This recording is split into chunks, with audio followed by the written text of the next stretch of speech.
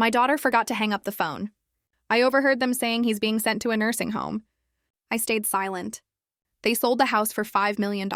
After coming back from their trip to Japan, they smiled until the key slid in. On the doorstep was a note, and when they read it, they screamed. You know that gut-wrenching feeling when your entire world shifts in an instant?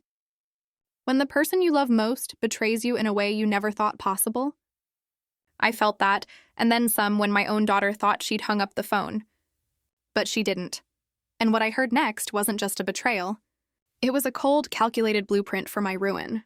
She wanted to sell my home for $5 million, and then simply dispose of me into some facility. She had no idea I heard every single chilling word. But what she also didn't know was that my late wife, Clara, had left a blueprint of her own, a plan for exactly this moment.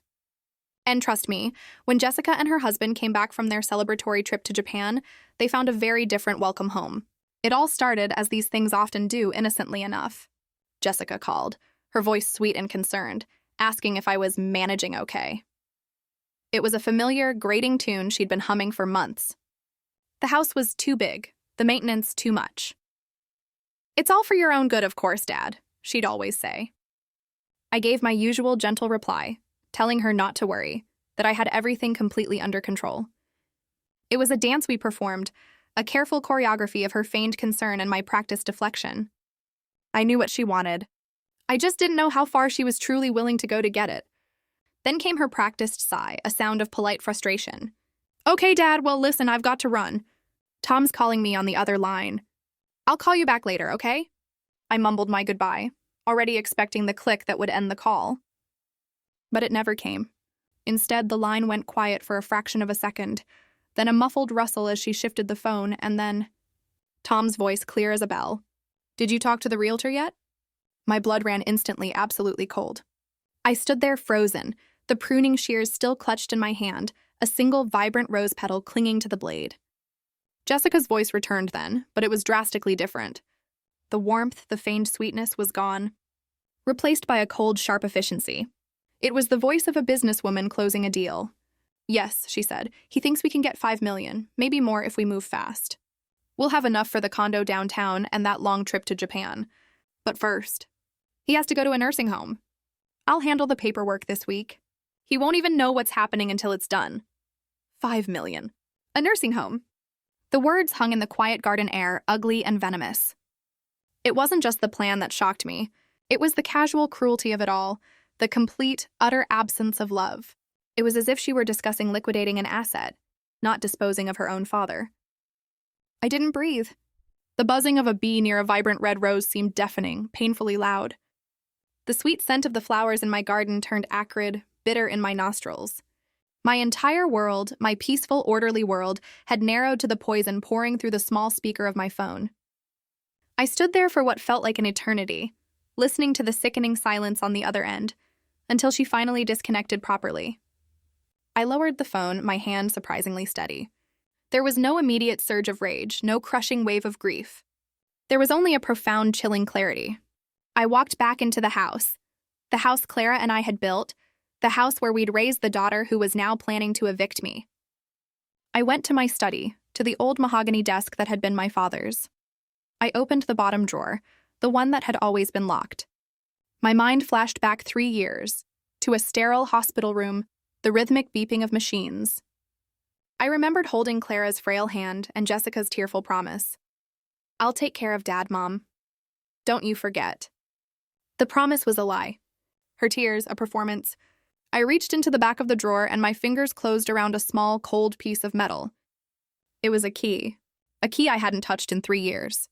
Later that evening, I made myself a cup of tea and sat in the living room. The silence hung heavy like a blanket. The house was filled with ghosts, but they were friendly ones. I saw Clara in the way the moonlight fell across her favorite armchair. I heard her laughter in the creak of the floorboards upstairs. This wasn't just a structure of wood and plaster. It was the archive of our life together. My mind, trained by 40 years as a financial planner, began to work not with emotion, but with data. I wasn't grieving the betrayal anymore. I was analyzing it, tracing it back to its source, connecting the dots I had, perhaps deliberately, refused to see. My thoughts drifted back 6 months to a Sunday dinner, Tom, my son-in-law, had leaned across the table with a look of sincere concern. "Walt," he'd said, "you should really let Jessica have power of attorney. For your finances and medical decisions, just to make things easier on you in case anything happens."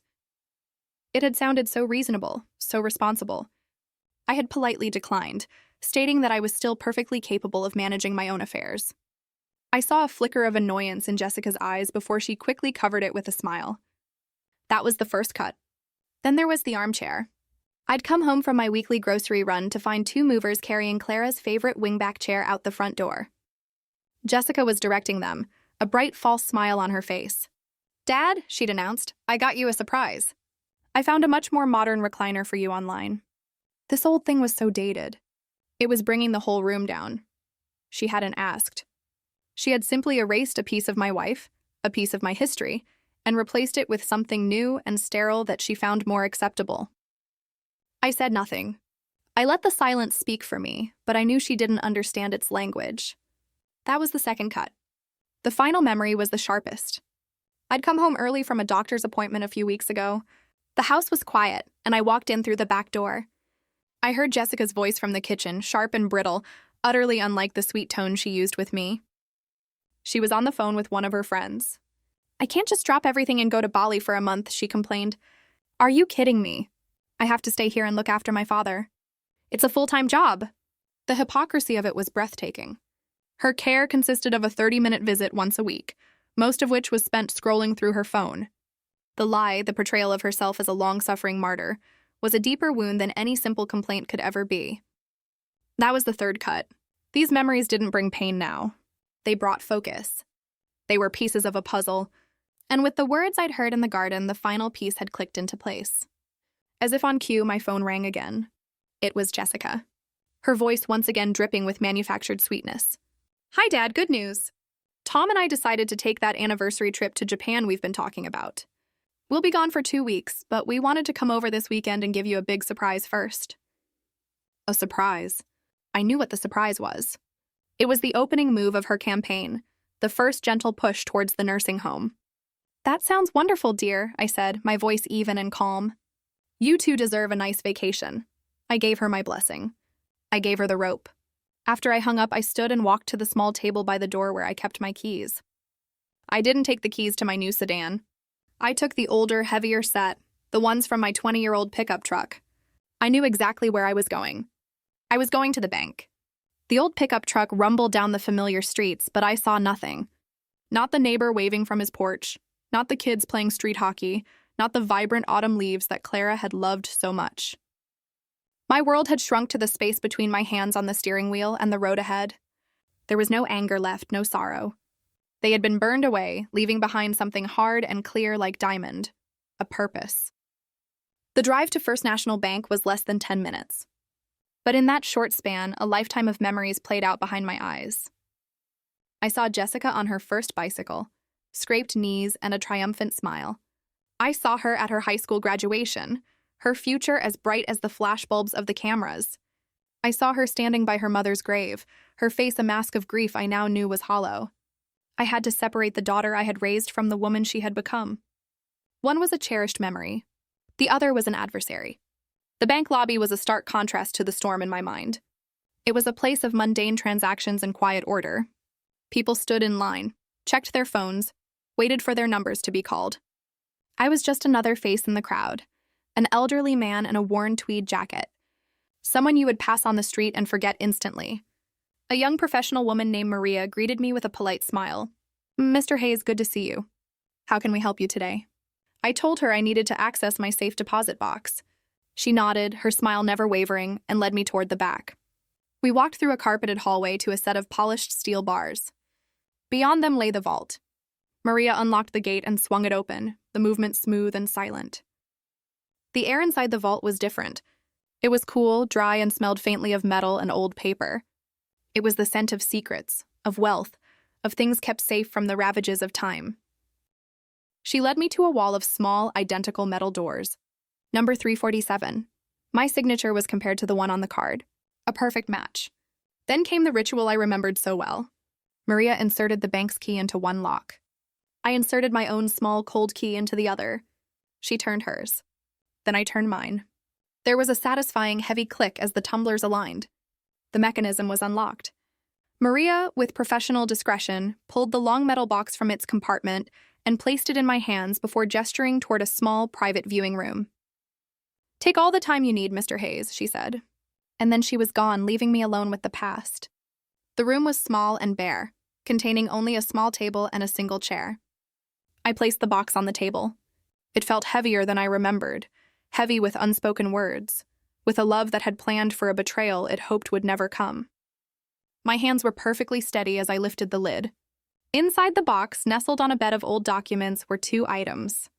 The first was a thick, legal-looking binder bound in dark blue leather, its spine unlabeled. The second was a simple, cream-colored envelope, sealed with a drop of wax that bore the faint impression of a rose. My name, Walter, was written on the front in Clara's elegant, familiar script. My heart clenched. It was a letter from the past, a voice I thought was lost to me forever. I set the heavy binder aside and picked up the envelope. My fingers trembled slightly as I broke the wax seal.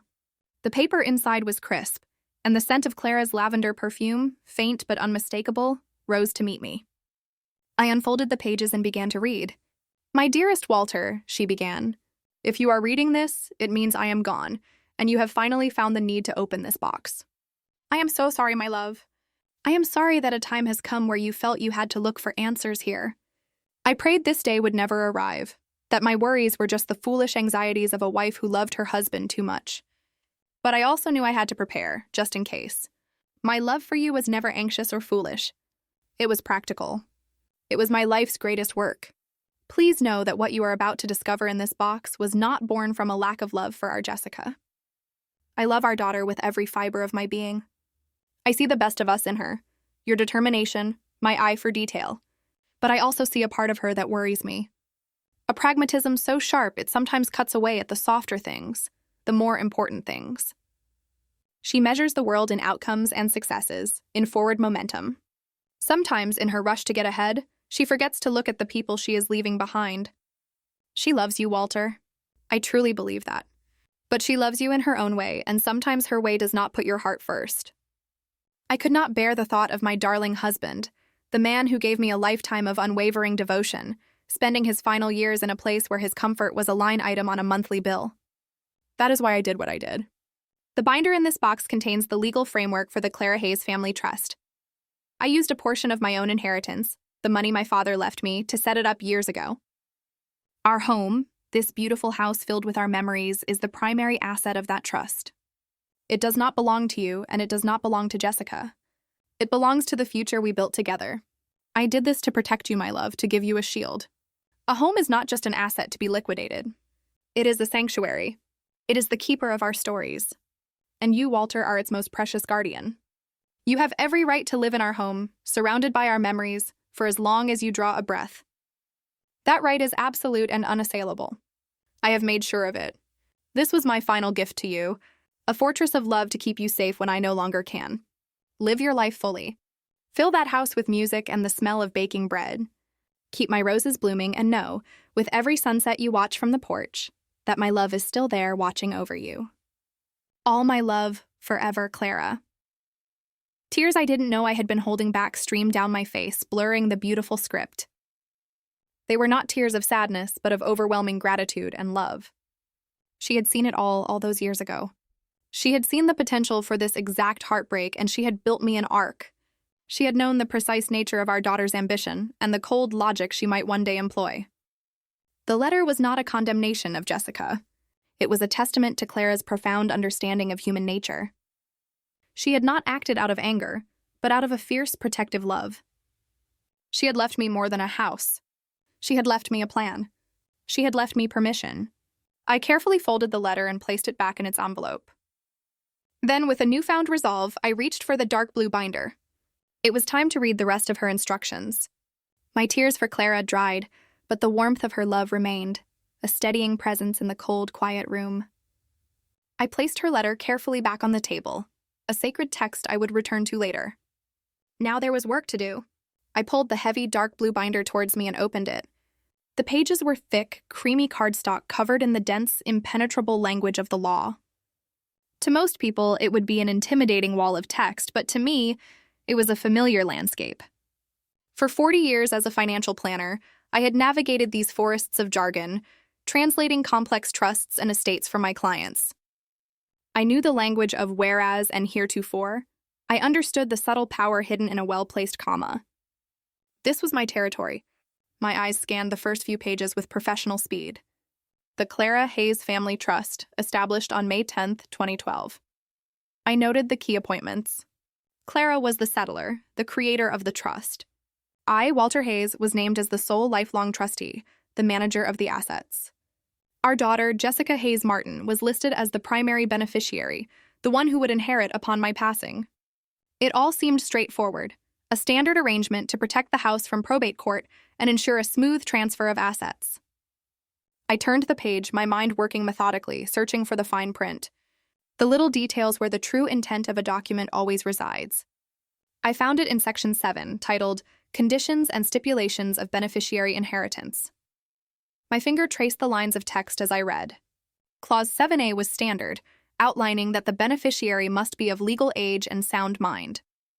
But then I came to Clause 7B. I stopped. I read the words once, my brow furrowed in concentration.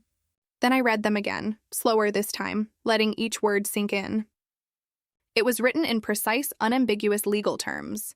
The inheritance of the primary asset, the property located at 128 Maplewood Drive, by the beneficiary Jessica Hayes Martin, is contingent upon the fulfillment of a duty of care towards the lifelong trustee, Walter Hayes. This duty of care is defined as providing a stable, respectful, and supportive living environment for the trustee within the aforementioned property. The determination of whether this clause has been violated rests solely and absolutely with the trustee. In the event the trustee determines this clause has been breached, he is granted the full and irrevocable power to execute the alternative directive outlined in Appendix A, the immediate liquidation of the trust's assets, with all proceeds to be donated in their entirety to the designated charitable organization. I leaned back in the chair, the binder resting in my lap. My breath caught in my chest. This was no shield. A shield is a defensive tool meant to absorb a blow. This was a sword. It was a perfectly crafted, razor-sharp weapon that had been placed in my hand by the woman who knew me best. She had not just protected me. She had empowered me. She had trusted my judgment. The phone call from the garden replayed in my head. Jessica's cold, clinical voice discussing my fate as if I were a piece of furniture. He has to go to a nursing home. And Clara's words. A stable, respectful, and supportive living environment. The irony was so profound, it was almost comical. They had not just failed to meet the condition. They had shattered it into a million pieces. A slow smile spread across my face. It wasn't a smile of malice or revenge.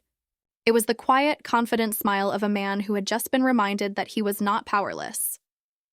It was the smile of a man who had just been handed a blueprint, written in the ink of his wife's love, for how to reclaim his dignity. I closed the binder. The weapon had been found. Now I just needed an ally to help me wield it. The address on the back of the business card led me to a sleek, modern building in the heart of the city's financial district. The law offices of Reed and Associates were on the 32nd floor.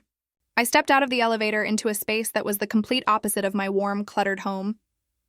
It was a world of clean lines, polished chrome, and cool-toned art. It was quiet and beautiful. Evelyn Reed.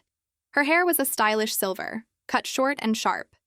She wore a tailored gray suit, and her eyes behind a pair of elegant glasses were intelligent and missed nothing. There was no pretense about her, no false warmth. She was a person who dealt in facts. She walked towards me and extended a hand. Her handshake was firm and dry. "Mr. Hayes," she said, her voice calm and even. "Evelyn Reed, please have a seat. Thank you for coming in." There were no empty pleasantries, no questions about the weather or the traffic.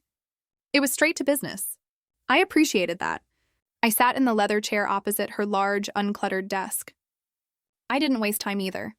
"My wife was Clara Hayes," I began, my voice steady.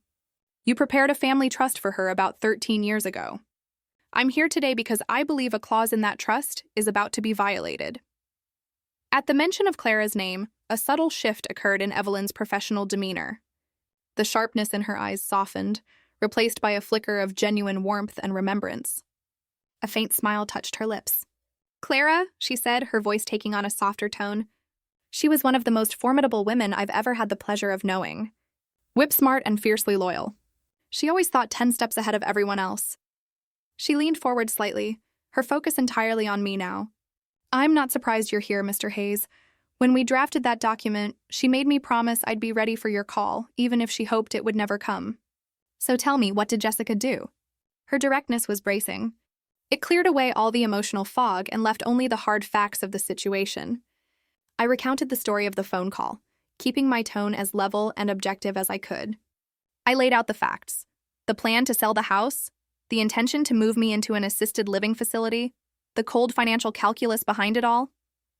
I presented it not as a heartbroken father, but as a client stating the details of a breach of contract. Evelyn listened without interruption, her fingers steepled under her chin.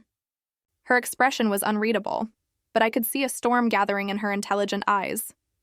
It was the quiet anger of a professional who was seeing a friend's worst fears realized. When I finished, she was silent for a moment, her gaze fixed on the skyline. Then she turned back to me, her face set with grim determination. I see, she said softly. It seems Clara's foresight was, as usual, painfully accurate. She reached for a drawer in her desk and pulled out a binder identical to the one I had in my briefcase. She placed it squarely in the center of the desk between us. The blue leather seemed to absorb the light in the room. All right, Walter, she said, her voice now crisp and full of purpose. Let's get to work. Let's read your wife's instructions together. The two blue binders lay on the desk like a pair of matching bookends, silent testaments to my wife's foresight. Evelyn tapped a perfectly manicured finger on the cover of her copy. Clara and I spent a month working on this document, she said, her voice a low, serious hum. She wanted every clause to be ironclad, especially Section 7. She called it the Dignity Clause. I nodded, the term feeling profoundly right. Dignity was exactly what was at stake. I reached into my briefcase and pulled out a slim file folder, placing it on the desk next to the trust. It wasn't much, but it was a start. Evelyn opened it. Inside were the printed emails from Tom, the ones where he casually but persistently pushed for me to sign over power of attorney. There were receipts for the new, soulless furniture Jessica had bought to replace Clara's cherished pieces. There was also a single sheet of paper on which I had written down, verbatim, the words I had overheard in the garden, along with the date and time. It was the methodical habit of a man used to keeping records. Evelyn read through everything carefully, her expression unchanging. She placed the papers back into the folder with precision. This is more than enough, she stated, her voice leaving no room for doubt. The language of Clause 7b is intentionally subjective. Clara gave you, the trustee, sole discretionary power. Your testimony alone, backed by this pattern of behavior, constitutes an undeniable breach. There would be no lengthy court battle. Jessica would have no legal ground to stand on. Her own actions have effectively disinherited her. So the question isn't if you can act, Walter. The question is how and when. The energy in the room shifted. We were no longer reviewing the past. We were architecting the future. I leaned forward in my chair. I don't want to fight, I said, my voice firm. I don't want to drag Clara's memory through months of legal wrangling. I want it to be clean, final. I want to follow her instructions to the letter. Evelyn nodded, her mind already racing ahead. I agree. A conventional sale is out of the question. It takes months. There are mortgage applications, inspections, public listings. It's slow and messy. We need a private transaction, a cash offer. She paused, her gaze drifting towards the window as if scanning the city for a solution. A real estate developer, she mused? Someone who wants the land? Someone who will pay a premium for the location and is willing to close quickly and with absolute discretion. It was then I played my best card, the piece of information that would turn the possible into the probable. Jessica and Tom are leaving for a celebratory trip to Japan, I said. They leave in 3 days. They'll be gone for 14. Evelyn's eyes snapped back to mine, and for the first time I saw a flash of genuine excitement. A slow, predatory smile spread across her face. 14 days, she whispered, the words full of possibility. That's an incredibly aggressive timeline, Walter. But for a $5 million property in this market with a motivated seller, it's possible. She tapped her pen on the desk, a rapid, rhythmic beat. I know a firm, Sterling Real Estate Development. They specialize in off-market acquisitions. They are fast, they are quiet, and they pay in cash. The plan began to form between us, a constructive shared intellect and purpose. We'll use an intermediary, Evelyn continued, her voice gaining momentum. A third-party asset management company will represent the trust in the sale. Your name and mine will not appear on any of the initial paperwork. Sterling will see a family trust liquidating an asset. Nothing more. We can have the papers drawn up by tomorrow. So, by the time Jessica gets back, I finished for her. It will be an accomplished fact. An accomplished fact, she confirmed. The house will be sold. The money will be in the trust's account. And from there, transferred directly to the Clara Hayes Music Scholarship Fund at the university. All perfectly legal. All perfectly executed according to her final wishes. She leaned back, the plan now fully formed in the air between us. She looked at me, her professional mask falling away for just a moment to reveal the friend beneath. Clara would be so proud of you, Walter, she said softly. You're not doing this for revenge. You're doing this for dignity. Hers and yours, I gave a single firm nod. That was all the confirmation she needed. Evelyn Reed picked up her phone, her thumb hovering over her contacts. Let's make a call, shall we? She said. The first move of the counterattack was about to be made. Evelyn turned to the last page of the binder, to a section labeled Appendix A. Her expression softened once more. There's one more thing you should know, Walter, she said, about where the money goes. It was very important to Clara. She turned the binder around for me to see. The designated charity wasn't a large, faceless organization. The text was simple. The Clara Hayes Music Scholarship. To be administered by the State University's Department of Fine Arts. Clara told me once that music saved her life, Evelyn explained, her voice gentle. She grew up with very little, as you know. Her family could never have afforded piano lessons, but a local benefactor, a woman she never even met, paid for her to learn. Clara said the piano gave her a language for all the feelings she could never put into words. It was her sanctuary. Her greatest wish was to be that anonymous benefactor for another generation of children who had talent but no money.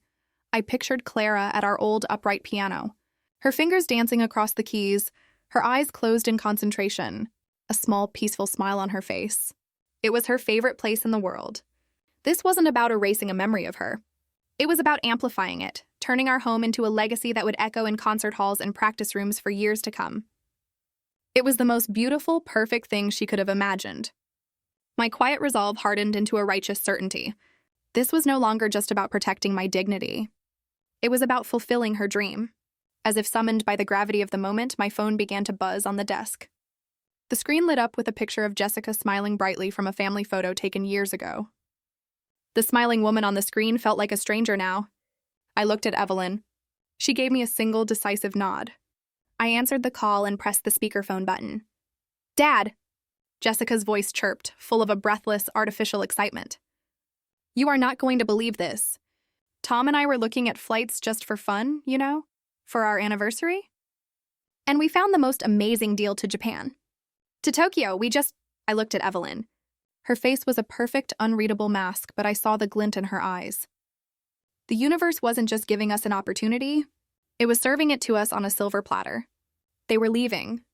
They were leaving the field wide open for us. The dramatic irony was so thick I could almost taste it. They were taking a victory lap for a race they hadn't even run yet. My voice was calm, even kind, when I replied, That is wonderful news, Jessica. You two deserve a nice vacation after working so hard. A small, silent apology to Clara passed through my mind for the lie. Have a wonderful time. And don't worry about a thing here. Oh, we won't, Dad, she said, her relief palpable. We'll see you when we get back. Love you. The line went dead. I placed the phone back on the desk. The silence in the office was absolute. Evelyn and I looked at each other. The final piece had just clicked into place. Well, she said, a hint of steel in her voice, it seems your daughter has just given us our timeline. The 2 weeks that followed were a masterclass in parallel lives. My daughter's world was a bright, noisy, and public spectacle. Mine was a quiet, deliberate, and invisible operation. Her story began at the airport with a smiling selfie posted online. She and Tom, beaming, stood before the departures board. The caption read, Off to Tokyo. Time for a much-needed celebration. Thousands of miles away, my story began in Evelyn Reed's office. She was on the phone, her voice the epitome of calm authority. "Mr. Sterling," she said, looking at me with a steady gaze, "the trust is prepared to accept your cash offer. We can have the preliminary documents signed and delivered by courier before the end of the business day." The starting gun had been fired. Jessica's timeline unfolded in a series of glossy photographs on social media. There she was, laughing in the serene gardens of a Shinto shrine. There was Tom, raising a glass of expensive sake in a restaurant where the bill was likely more than my monthly pension. They held up shopping bags from the luxury stores of Ginza, their faces flushed with the thrill of spending money they believed was already theirs. Hashtags followed every post. Blessed anniversary trip, living our best life. They were building a public narrative of success, a performance for their friends and followers. All of it funded by a fantasy. My timeline unfolded in a series of quiet, decisive actions. The mountain of paperwork arrived. I sat at my dining room table, the same table where we'd celebrated Jessica's every birthday, and signed document after document, not as Walter Hayes the father, but as Walter Hayes trustee. My signature was firm, a steady hand executing a final necessary duty. There were no cameras, no audience, just me and the weight of my wife's last wish. A few days later, a discreet appraiser from Sterling Development came to the house. He was a young, serious man who moved with quiet efficiency. He measured walls, tapped on support beams, and assessed the foundation. He didn't comment on Clara's rose garden. To him, the house was not a home. It was an asset, a parcel of land with a certain market value. I watched him work, a ghost in my own life, feeling a strange detachment as the soul of my home was translated into the cold language of a financial report. The pace quickened as the days wore on. The cuts between their life and mine grew shorter, sharper. A picture of Jessica and Tom posing in front of Mount Fuji appeared online, captioned, "On top of the world." At that exact moment, an email notification pinged on Evelyn's computer. The subject line was simple: "Wire transfer initiated." They posted a video of themselves on a speeding bullet train, the Japanese countryside a blur of green outside their window. I was sitting in a quiet office at a downtown bank with Evelyn and a representative from the asset management firm. We watched a different kind of blur, a string of numbers processing on a computer screen. There was a soft chime. The transfer was complete. $5 million, minus commissions and fees, now sat in the account of the Clara Hayes Family Trust. The final steps were almost anticlimactic in their simplicity. Evelyn made one last call. "The funds have cleared," she said into the phone. "You can proceed with the transfer to the beneficiary account." She wasn't talking about Jessica. She was talking about the university. The last action fell to me. The day before my daughter's flight was scheduled to land, a polite young woman from the management company came to the house. I had already moved my personal belongings, my boxes of memories, into storage. The house was empty, echoing, and clean. I placed the keys in her hand. There was no grand ceremony. It was just a simple, quiet exchange, a final, irreversible transaction. The house was no longer mine. The stage was set. The trap was laid. All that was left was for the actors to make their final entrance. With the transaction complete and the keys scheduled for handover, a strange quiet descended upon the house. The frantic energy of the past week was gone, replaced by the hollow echo of my own footsteps on the hardwood floors. The rooms, stripped of their furniture and rugs, looked cavernous and unfamiliar. My life was now condensed into a series of cardboard boxes stacked against the walls. I wasn't taking much, just the things that mattered, just the things that held our stories.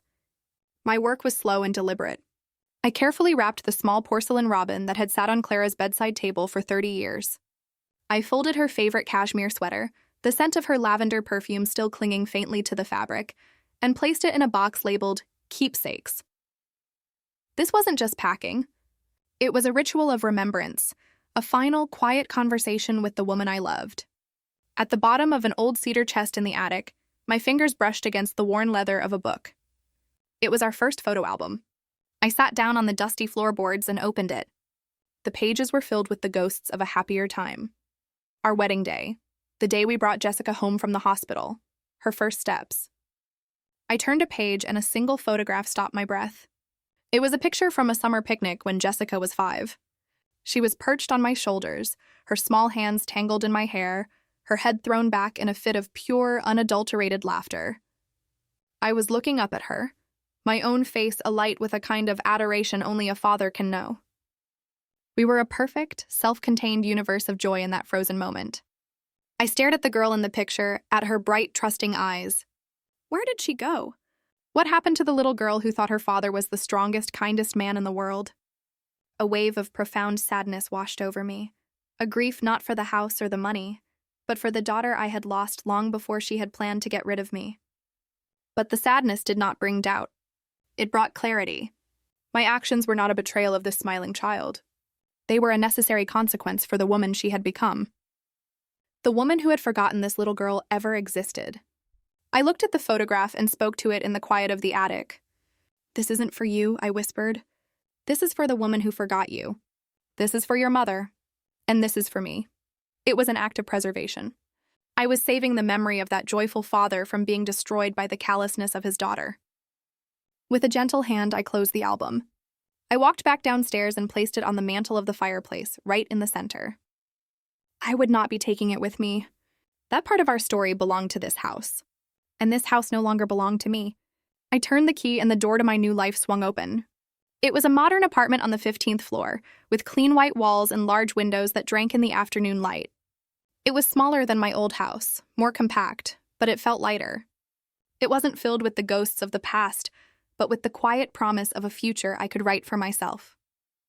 I placed the single box I had carried up with me, the one labeled Keepsakes, on the polished floor.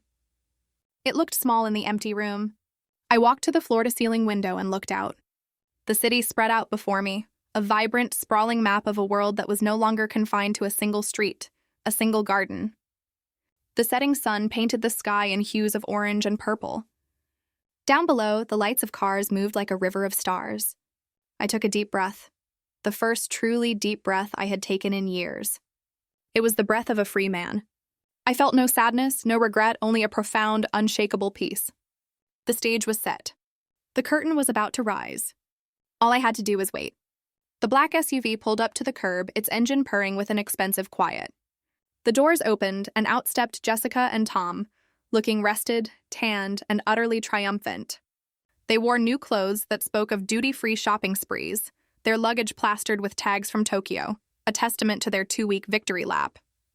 They were laughing as Tom paid the driver. "The very first thing we do," Jessica said, her voice giddy with anticipation, "before we even unpack, is call the interior designer for the condo. I want that Italian marble." Tom slung an arm around her, pulling her close. "And after that," he added with a grin, "we book our tickets to the Maldives. First class this time." They were drunk on a future they had stolen, so sure of their victory that they could already taste it. They walked up the familiar stone path, Tom twirling the house key on his finger with a little flourish. At the front door, he leaned in to give Jessica a kiss before sliding the key into the lock. Or rather, he tried to. It wouldn't go in. He frowned, jiggling it slightly. He pulled it out and tried again, pushing with more force. Nothing. "What's wrong with this stupid thing?" he muttered, his good mood evaporating into a cloud of petty annoyance. "You're probably using the wrong key, genius," Jessica said, snatching it from him. "Let me." She jammed the key into the lock with an air of superiority. It met the same solid resistance. The key that had opened this door for 20 years was suddenly a useless piece of metal. A flicker of unease passed between them. "Did your dad change the locks?" Tom asked, his voice now laced with confusion. "Why would he do that without telling us?" Jessica's face tightened. She hammered the doorbell, but no familiar chime echoed from within. She pressed her face against the living room window, cupping her hands around her eyes to block the glare. "Tom," she said, her voice suddenly small and tight, "the furniture, it's all gone." They both stared through the glass into the dark, empty rooms. The house was a hollow shell. Panic, cold and sharp, began to prickle at their skin. It was then that Jessica saw it. A crisp white envelope taped neatly to the center of the front door. It looked stark and official against the dark wood. She ripped it from its place, her hands fumbling as she tore it open. It wasn't a note from me. It was a single sheet of heavy bond paper bearing the letterhead of a law firm they had never heard of. Jessica read the words aloud, her voice starting as a whisper and rising with each devastating line. "To whom it may concern. Please be advised that the property located at 128 Maplewood Drive was legally sold in a private transaction on the date of September 12th. This is now the private property of Sterling Real Estate Development. Any attempt to access or enter the premises will be considered trespassing and will be prosecuted to the fullest extent of the law. The final words hung in the air between them, sharp and deadly as shards of glass. The color drained from Tom's face. Jessica's hand flew to her mouth and a choked, strangled sound escaped her throat. They stood on the manicured lawn of a house that was no longer theirs, surrounded by their expensive luggage, and finally began to scream. The shrill, panicked ringing of my phone was an intrusion, but not an unexpected one. I was sitting in my new armchair, looking out as the city lights began to glitter against the deep blue of the twilight sky. I saw Jessica's name on the screen. I let it ring twice more before answering, a small act of control. I took a slow, steadying breath and tapped the screen. The sound that erupted from the speaker was not a voice, but a raw, unfiltered shriek of rage and disbelief. "Dad, what did you do?" The words were distorted by her fury. "Where are you?" "Someone sold our house." "Our house?" "There's a sign on the door. Some legal notice?" "Did you get scammed? Did someone take advantage of you? Oh my God. Tom is calling the police right now. This is a nightmare." She was talking in frantic, overlapping bursts, her mind scrambling for an explanation that would fit her worldview. A world in which I was a problem to be managed, a victim to be handled, but never, ever an agent of my own will. I waited for her to run out of breath, the silence on my end of the line growing heavier with each of her frantic words. When she finally paused, gasping for air, I spoke. My voice was low, calm, and perfectly clear. The contrast to her hysteria was a weapon in itself. "Hello, Jessica," I said, as if greeting her for a Sunday dinner. "There's no need to call the police. No one scammed me." I paused, letting the silence stretch. "And you are mistaken about one very important thing. It was never our house." The simple sentence landed like a stone in a quiet pond. Her rage faltered, replaced by a sputtering confusion. What? What are you talking about?" "Of course it's our house. It's the family home.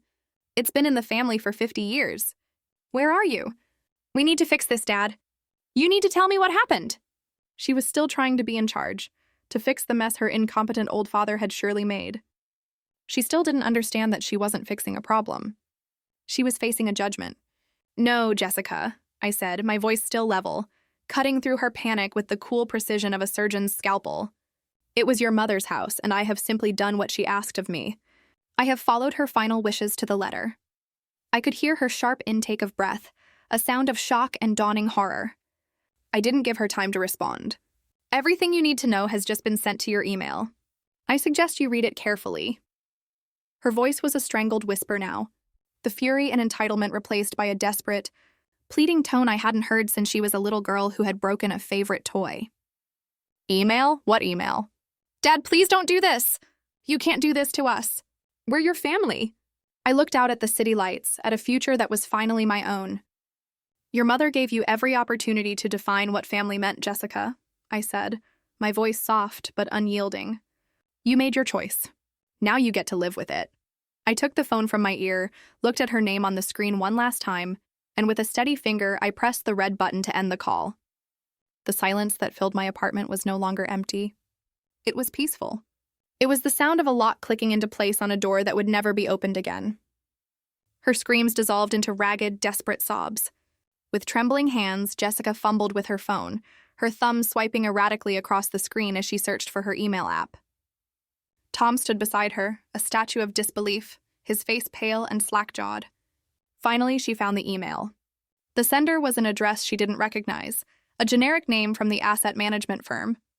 The subject line was cold and impersonal. "Regarding the Clara Hayes Family Trust." She tapped it open. Her breath hitched. The screen was filled with a high-resolution scan of a legal document. The first page was the trust's declaration. Her eyes darted across the text, recognizing her mother's name, her father's name, and her own. Then she swiped to the next page. A section of text was highlighted. As she read the words about providing a stable, respectful, and supportive environment, she saw the sentence granting her father's sole, absolute power to determine if the clause had been breached. Below that was another attachment. It was a bank statement. At the top was a single, devastating number, a wire transfer dated 2 days prior for $5 million. The recipient was not her. It was the Clara Hayes Music Scholarship Fund. The phone slipped from her nervous fingers and clattered onto the stone walkway.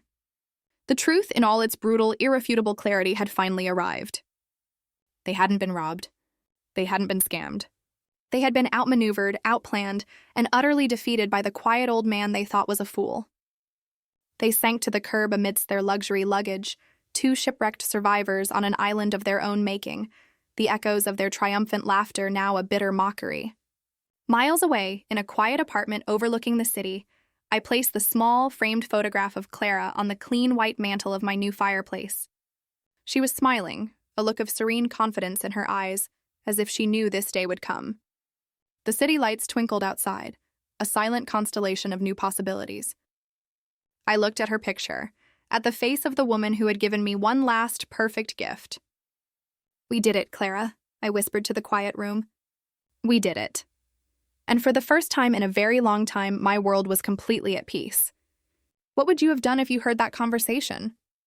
What choice would you have made for your own dignity and for the legacy of someone you loved? Tell me what you think in the comments below. I really want to know.